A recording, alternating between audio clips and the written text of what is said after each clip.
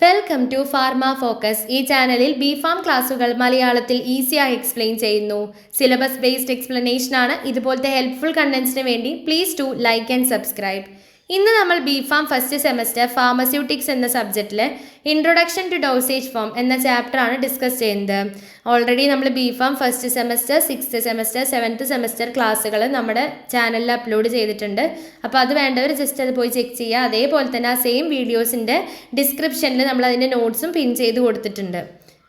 അപ്പോൾ നമുക്ക് ഇന്നത്തെ ക്ലാസ് നോക്കാം. First introduction to dosage form. ആദ്യം എന്താണ് ഡ്രഗ് എന്ന് നോക്കാം. ഡ്രഗ്സ് എന്ന് പറഞ്ഞാൽ എന്താ? ഹ്യൂമൻ ബീയിങ്സിനും അതുപോലെ ആനിമൽസിൻ്റെ കേസിൽ ഡിസീസസ് അല്ലെങ്കിൽ ഡിസോർഡേഴ്സിനെ പ്രിവെൻറ്റ് ചെയ്യാനും ട്രീറ്റ്മെൻറ്റും മിറ്റിഗേഷനൊക്കെ യൂസ് ചെയ്യുന്ന സബ്സ്റ്റൻസസ് അല്ലെങ്കിൽ സ്പെസിഫിക് ഡിവൈസസ് ആണ് എന്ത്? ഡ്രഗ്സ് എന്ന് പറയുന്നത്. എക്സാമ്പിളാണ് പാരസെറ്റമോൾ, ആസ്പിരിൻ. ഡോസേജ് ഫോം എന്ന് പറഞ്ഞാൽ എന്താ? ആക്റ്റീവ് ഫാർമസ്യൂട്ടിക്കൽ ഇൻഗ്രീഡിയൻസും എക്സിപ്പിയൻസും കൂടി ചേർന്നതാണ് ഡോസേജ് ഫോം. ഇപ്പോൾ ഡോസേജ് ഫോം എന്ന് പറഞ്ഞു കഴിഞ്ഞാൽ ഒരു ഡ്രഗ് കോമ്പൗണ്ടിനെയും അതേപോലെ ഒരു നോൺ ഡ്രഗ് കോമ്പൗണ്ട്, അതല്ലെങ്കിൽ അഡ്ജുവൻസ്, എക്സിപ്പിയൻസ് എന്നും പറയും. ഓക്കെ, ഒരു ഡ്രഗ് കോമ്പൗണ്ടിനെയും ഒരു നോൺ ഡ്രഗ് കോമ്പൗണ്ടിനെയും കൂടിയിട്ട് നമ്മൾ മിക്സ് ചെയ്തിട്ട് എന്ത് ചെയ്യുക? പ്യുവർ കെമിക്കൽ കോമ്പൗണ്ടിനെ ഒരു പ്രീ ഡിറ്റർമിൻഡ് ഫോമിലോട്ട് ട്രാൻസ്ഫോം ചെയ്യാം. അതിനെയാണ് നമ്മൾ ഡോസേജ് ഫോംസ് എന്ന് പറയുക. എക്സാമ്പിളാണ് tablet, syrups, capsules, creams. Okay, ഇനി അടുത്തത് ഈ എക്സിപ്പിയൻസ് അല്ലെങ്കിൽ അഡ്ജുവൻസ് അല്ലെങ്കിൽ നോൺ ഡ്രഗ് കോമ്പൗണ്ട് എന്നൊക്കെ പറഞ്ഞു. അതിൻ്റെ ക്യാരക്ടറിസ്റ്റിക്സ് നോക്കുകയാണെങ്കിൽ അതെന്ത് ചെയ്യാൻ പാടില്ല? നമ്മുടെ ആക്റ്റീവ് ഇൻഗ്രീഡിയൻസിൻ്റെ തെറാപ്യൂട്ടിക് ആക്ഷനെ എഫക്റ്റ് ചെയ്യാൻ പാടില്ല. അതേപോലെ ഇനേർട്ട് ഇൻഗ്രീഡിയൻസ് ആണ് ഫാർമക്കോളജിക്കൽ ആക്ഷൻ ഉണ്ടാവാൻ പാടില്ല. എക്സാമ്പിളാണ് dye, preservative, flavouring agent, sweetening agent, binding material ഒക്കെ ഈ എക്സിപ്പിയൻസിൻ്റെ എക്സാമ്പിൾസ് ആണ്. എന്തുകൊണ്ടാണ് നമ്മൾ API അതായത് ആക്റ്റീവ് ഫാർമസ്യൂട്ടിക്കൽ ഇൻഗ്രീഡിയൻറ്റിനെ ഡയറക്റ്റ് ക്ലിനിക്കൽ യൂസിന് യൂസ് ചെയ്യാത്തത്? ഒന്ന്, നമുക്ക് ഈ APIനെ ഹാൻഡിൽ ചെയ്യാൻ എന്താണ്? ഡിഫിക്കൽട്ടാണ്, അല്ലെങ്കിൽ ആക്യുറേറ്റ് ഡോസിങ് ചെയ്യാൻ ബുദ്ധിമുട്ടാണ്. പിന്നെ API അഡ്മിനിസ്ട്രേഷൻ എന്ന് പറഞ്ഞാൽ ഇംപ്രാക്ടിക്കൽ അല്ലെങ്കിൽ അൺഫീസിബിൾ ആണ്. കാരണം അതിൻ്റെ size, shape, smell, taste, low activity ഒക്കെ കാരണം അതിനെ അഡ്മിനിസ്റ്റർ ചെയ്യുക എന്ന് പറയുന്നത് ഇംപ്രാക്ടിക്കൽ അല്ലെങ്കിൽ അൺഫീസിബിൾ ആണ്. ചില API എന്താണ്? കെമിക്കലി അൺസ്റ്റേബിൾ ആണ്, ലൈറ്റിൽ, മോയ്സ്ചറിൽ, ഓക്സിജനിൽ. അതുപോലെ തന്നെ സൈറ്റ് ഓഫ് അഡ്മിനിസ്ട്രേഷനിൽ ഡീഗ്രഡേഷൻ സംഭവിക്കാനുള്ള ചാൻസ് കൂടുതലാണ്. ചിലപ്പോൾ ലോക്കൽ ഇറിറ്റേഷൻസ് അല്ലെങ്കിൽ ഇഞ്ചുറി കോസ് ചെയ്യുന്നുണ്ട്. അതേപോലെ തന്നെ PK പ്രൊഫൈലിൽ എന്താണ്? മോഡിഫിക്കേഷൻസ് ഉണ്ടാവാനുള്ള ചാൻസ് ഇല്ല. ഇതുകൊണ്ടൊക്കെയാണ് നമ്മൾ direct clinical use of API എന്ന് പറയുന്നത് റെയർ ആയിട്ട് കാണാനുള്ള കാരണം. ഇനി നമുക്ക് ഡോസേജ് ഫോംസിൻ്റെ കുറച്ച് ക്യാരക്ടറിസ്റ്റിക്സ് നോക്കാം. ഡോസേജ് ഫോംസ് എന്ന് പറഞ്ഞു കഴിഞ്ഞാൽ നമുക്ക് ആക്യുറേറ്റ് ഡോസേജ് പ്രൊവൈഡ് ചെയ്യാൻ വേണ്ടിയിട്ട് ഹെൽപ്പ് ചെയ്യുന്നുണ്ട്. അതേപോലെ തന്നെ അറ്റ്മോസ്ഫറിക് ഓക്സിജനും മോയ്സ്ചറിനൊക്കെ നമ്മുടെ ഡ്രഗിനെ പ്രൊട്ടക്റ്റ് ചെയ്യുന്നുണ്ട്. ഗ്യാസ്ട്രിക് ആസിഡ് ഡ്രഗിനെ പ്രൊട്ടക്റ്റ് ചെയ്യുന്നുണ്ട്. അതുപോലെ പാലറ്റബിൾ ആക്കി മാറ്റും. അതായത് ബിറ്റർ ടേസ്റ്റിനെയും ഓർഡറിനെയൊക്കെ അത് പ്രിവെൻറ്റ് ചെയ്ത് കുറച്ചും കൂടി പാലറ്റബിൾ ആക്കിയിട്ട് മാറ്റുന്നുണ്ട്. പിന്നെ ഡിസൈഡ് വെഹിക്കിൾസിൽ ഇൻസൊല്യൂബിൾ അല്ലെങ്കിൽ അൺസ്റ്റേബിൾ ആയിട്ടുള്ള ഡ്രഗ്സിൻ്റെ ലിക്വിഡ് പ്രിപ്പറേഷൻസ് പ്രൊവൈഡ് ചെയ്യുന്നുണ്ട്. അതേപോലെ ഡിസൈഡ് വെഹിക്കിൾസിൽ സൊല്യൂബിൾ ആയിട്ടുള്ള സബ്സ്റ്റൻസസിൻ്റെ ലിക്വിഡ് പ്രിപ്പറേഷൻസ് പ്രൊവൈഡ് ചെയ്യുന്നുണ്ട്. പിന്നെ ടോപ്പിക്കൽ അഡ്മിനിസ്ട്രേഷൻ സൈറ്റിൽ നിന്ന് ഒപ്റ്റിക്കൽ ഡ്രഗ് ആക്ഷൻ അല്ലെങ്കിൽ ഒപ്റ്റിമൽ ഡ്രഗ് ആക്ഷൻ പ്രൊവൈഡ് ചെയ്യുന്നുണ്ട്. പിന്നെ ഡ്രഗ് നമ്മുടെ ബോഡി ഓറിഫൈസിലോട്ട് എൻ്റർ ചെയ്തിട്ടുള്ള ഡ്രഗിൻ്റെ ഇൻസേർഷനെ ഹെൽപ്പ് ചെയ്യുന്നുണ്ട്. പിന്നെ നമ്മുടെ ഡ്രഗ്സ് വിത്തിൻ ബോഡി ടിഷ്യൂസിൽ പ്ലേസ് ചെയ്യാൻ വേണ്ടിയിട്ട്. അതുപോലെ തന്നെ എക്സ്റ്റെൻഡ് ഡ്രഗ് ആക്ഷൻ ആണ്, കൺട്രോൾ റിലീസ് മെക്കാനിസംസ് ആണ് ഉള്ളത്. അതുപോലെ optimal drug action through inhalation therapy provide ചെയ്യാനൊക്കെ വേണ്ടിയിട്ട് നമ്മൾ ഡോസേജ് ഫോംസ് യൂസ് ചെയ്യും. അപ്പോൾ ഇതൊക്കെയാണ് ഡോസേജ് ഫോമിൻ്റെ ക്യാരക്ടേഴ്സ് എന്ന് പറയുന്നത്. അടുത്ത നമുക്ക് അതിൻ്റെ ക്ലാസിഫിക്കേഷൻ നോക്കാം. ക്ലാസിഫിക്കേഷൻ ഓഫ് ഡോസേജ് ഫോംസ് എന്ന് പറയുമ്പോൾ രണ്ട് രീതിക്ക് ക്ലാസിഫൈ ചെയ്തിട്ടുണ്ട്. ഒരു രീതിയിൽ എന്ന് പറഞ്ഞു കഴിഞ്ഞാൽ ബേസ്ഡ് ഓൺ റൂട്ട് ഓഫ് അഡ്മിനിസ്ട്രേഷനും ഉണ്ട്, ബേസ്ഡ് ഓൺ ഫിസിക്കൽ ഫോമും ഉണ്ട്. Based on route of administration oral, parenteral, topical, transdermal, respiratory or inhaled, ophthalmic, rectal, vaginal. Based on physical form എന്ന് പറഞ്ഞു കഴിഞ്ഞാൽ solid, semi solid, liquid, gas. Okay, ഇനി നമുക്ക് വേറൊരു ക്ലാസിഫിക്കേഷൻ നോക്കുമ്പോൾ ക്ലാസിഫിക്കേഷൻസിൽ സോളിഡ് ഡോസേജ് ഫോംസ് ഉണ്ട്, ലിക്വിഡ് ഡോസേജ് ഫോംസ് ഉണ്ട്, semi solid dosage forms, gaseous dosage forms. First solid dosage ഫോംസിൽ തന്നെ യൂണിറ്റ് ഡോസേജ് ഫോംസും ഉണ്ട്, ബൾക്ക് ഡോസേജ് ഫോംസും ഉണ്ട്. യൂണിറ്റ് ഡോസേജ് ഫോംസിൽ വരുന്നതാണ് tablet, capsules, powders, pills. Bulk dosage ഫോമിൽ വരുന്ന രണ്ടെണ്ണമാണ്, ഇൻറ്റേർണലും ഉണ്ട് എക്സ്റ്റേണലും ഉണ്ട്. ഇൻറ്റേർണലിൽ വരുന്നതാണ് ഫൈൻ പൗഡേഴ്സ് ആൻഡ് ഗ്രാന്യൂൾസ്. എക്സ്റ്റേണലിൽ വരുന്നതാണ് ഡസ്റ്റിംഗ് പൗഡേഴ്സ്, ഇൻസഫിലേഷൻസ്, ഡെൻഡ്രിഫ്രൈസ്, സ്നഫ്സ്, ഇയർ പൗഡേഴ്സ്. അടുത്ത ലിക്വിഡ് ഡോസേജ് ഫോംസ് ആണ്. ലിക്വിഡ് ഡോസേജ് ഫോംസിൽ ബൈഫേസിക്കും ഉണ്ട്, മോണോഫേസിക്കും ഉണ്ട്. ബൈഫേസിക്കിന് എക്സാമ്പിളാണ് എമൽഷൻ സസ്പെൻഷൻ. മോണോഫേസിക്കിന് ഇന്റേണലും ഉണ്ട് എക്സ്റ്റേണലും ഉണ്ട്. എക്സാമ്പിളാണ് ഇന്റേണലിന് example syrup, elixirs, linctus, drops. എക്സ്റ്റേണലിന് എക്സാമ്പിളാണ് liniments, lotions, gargles, throat paints, mouth wash, spray, eye lotion, eye drops, nasal drops.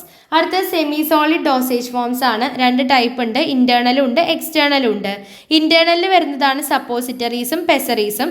എക്സ്റ്റേണലിൽ വരുന്നതാണ് ഓയിൻമെന്റ്, ക്രീം, പേസ്റ്റ്, ജെല്ലീസ്. അടുത്ത ഗേഷ്യസ് ഡോസേജ് ഫോംസ് ആണ്. അതിൽ വരുന്നതാണ് ഇൻഹലേഷൻ തെറാപ്പി. ഇതാണ് മെയിൻ ക്ലാസിഫിക്കേഷൻ. നമുക്ക് 10 മാർക്കിൻ്റെ ക്വസ്റ്റ്യനൊക്കെ വരാറുണ്ട്, ഡോസേജ് ഫോമും അതിൻ്റെ ക്ലാസിഫിക്കേഷനും. അപ്പോൾ നമ്മൾ എന്താണ് ഡോസേജ് ഫോം, അതിൻ്റെ ക്യാരക്ടേഴ്സ് എഴുതുക, അതേപോലെ ക്ലാസിഫിക്കേഷൻ നേരത്തെ പറഞ്ഞ ക്ലാസിഫിക്കേഷനും എഴുതുക. ഈ ക്ലാസിഫിക്കേഷൻ ഇമ്പോർട്ടൻ്റ് ആണ്, ഇതും വരച്ച് കറക്റ്റായിട്ട് എഴുതാം. എന്നിട്ട് നമുക്ക് ഇതിന് ഓരോന്നിനും എന്ത് ചെയ്യണം, എക്സ്പ്ലെയിൻ ചെയ്യണം. 10 മാർക്കിൻ്റെ ക്വസ്റ്റ്യൻ അല്ലേ, അപ്പോൾ നമുക്ക് അതിൻ്റെ എക്സ്പ്ലനേഷനും കൂടിയും ആവശ്യമുണ്ട്. അപ്പോൾ നമുക്ക് നോക്കാം. സോളിഡ് ഡോസേജ് ഫോമും ലിക്വിഡ് ഡോസേജ് ഫോമും അതിൻ്റെ കുറച്ച് അഡ്വാൻറ്റേജസും ഡിസഡ്വാൻറ്റേജസും ആദ്യം നമുക്ക് നോക്കാം. അഡ്വാൻറ്റേജസ് എന്ന് പറഞ്ഞു കഴിഞ്ഞാൽ ഇത് യൂണിറ്റ് ഡോസ് സിസ്റ്റം ആണ്. Solid dosage form physically, chemically, physiologically stable ആണ്, ലോങ് ഷെൽഫ് ലൈഫ് ഉണ്ട്, എക്കണോമിക്കലാണ്, അതുപോലെ ട്രാൻസ്പോർട്ടേഷൻ ഈസിയാണ്, ടേസ്റ്റ്ലെസ് ആണ്, എലഗൻസ് ആണ്.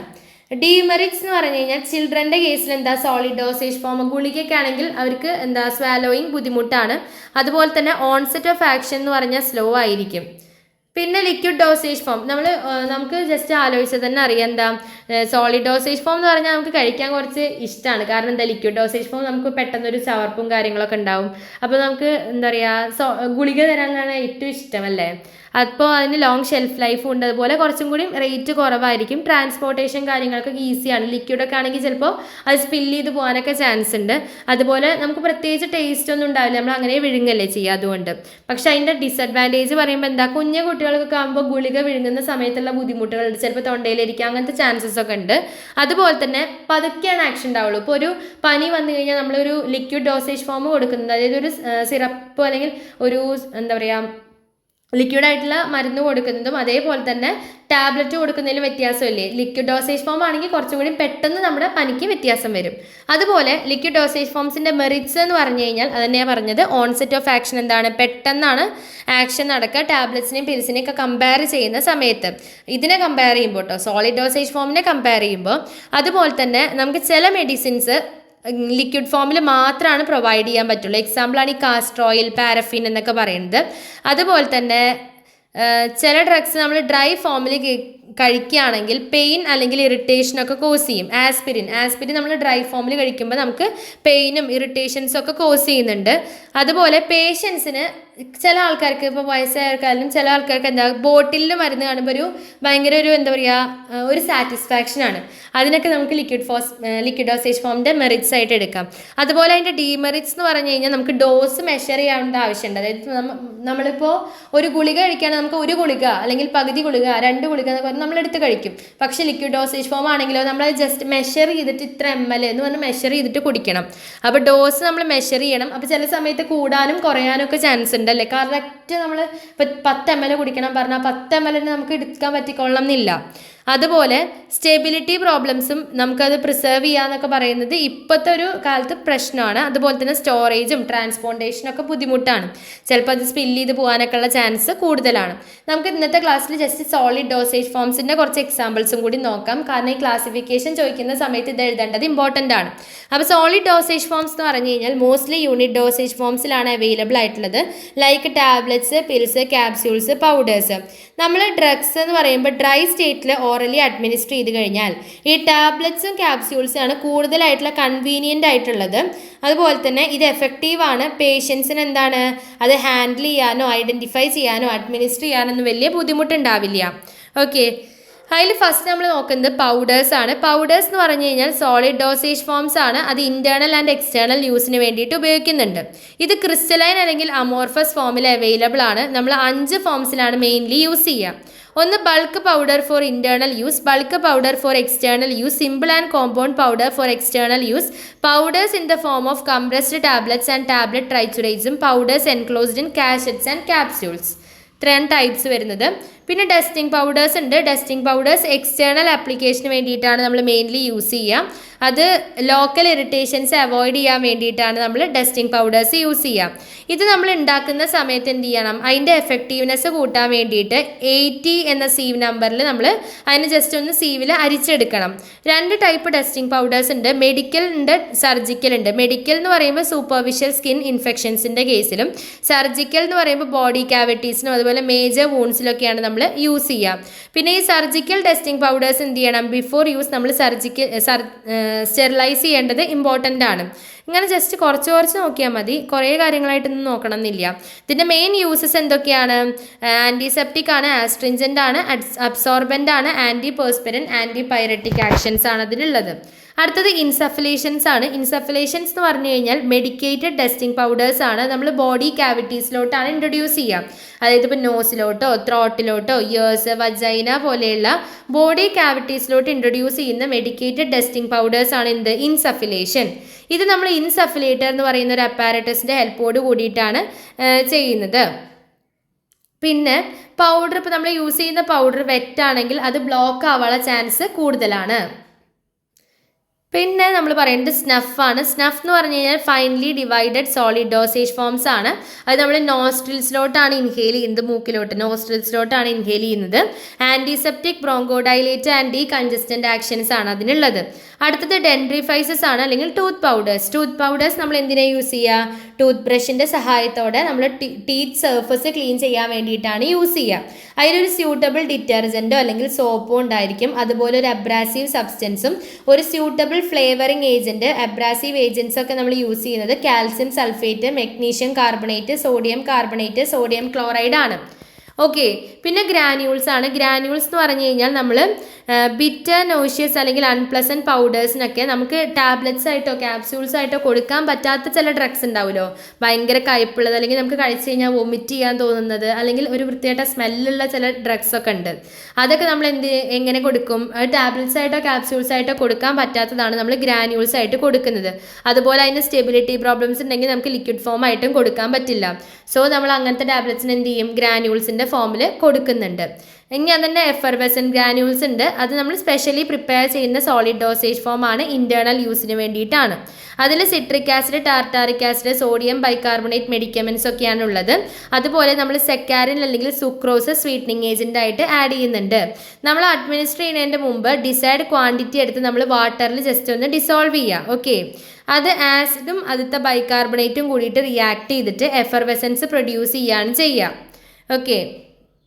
പിന്നെ ടാബ്ലറ്റ്സ്, നമുക്ക് ഈ കാര്യങ്ങളൊക്കെ ഡീറ്റെയിൽ ആയിട്ട് പിന്നത്തെ ക്ലാസ്സുകളിൽ പഠിക്കാൻ വരുന്നുണ്ട് കേട്ടോ. അതുകൊണ്ടാണ് ജസ്റ്റ് നമ്മൾ പോയിന്റ്സ് മാത്രം നോക്കി ക്ലാസിഫിക്കേഷനിൽ എഴുതുന്ന രീതിക്ക് മാത്രം ഇപ്പോൾ പറഞ്ഞു പോകുന്നത്.